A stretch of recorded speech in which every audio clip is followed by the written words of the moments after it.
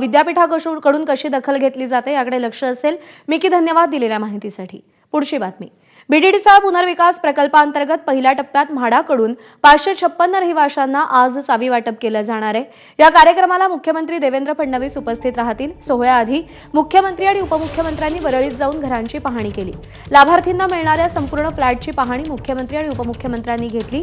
मात्र आता सोहळ्यावरून नाराजी नाट्य रंगलंय। स्थानिक आमदार आदित्य ठाकरे उपस्थित राहणार नसल्याची माहिती एबीपी माझाच्या हाती लागली आहे। आदित्य ठाकरे यांचं निमंत्रण पत्रिकेत जरी नाव असलं तरी भाषणाच्या यादीमध्ये त्यांचा कुठेही उल्लेख नाही।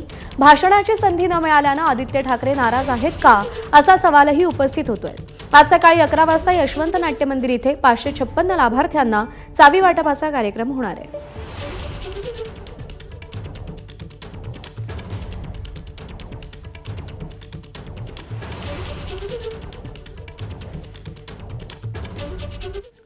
घरांची पाहणी केल्यावरती सोहळ्याच्या ठिकाणी जाताना मुख्यमंत्री आणि उपमुख्यमंत्र्यांनी एकत्र प्रवास केला। तिन्ही नेते एकाच गाडीतून निघाले। उपमुख्यमंत्री अजित पवार समोरच्या सीटवर तर मुख्यमंत्री देवेंद्र फडणवीस आणि उपमुख्यमंत्री एकनाथ शिंदे मागच्या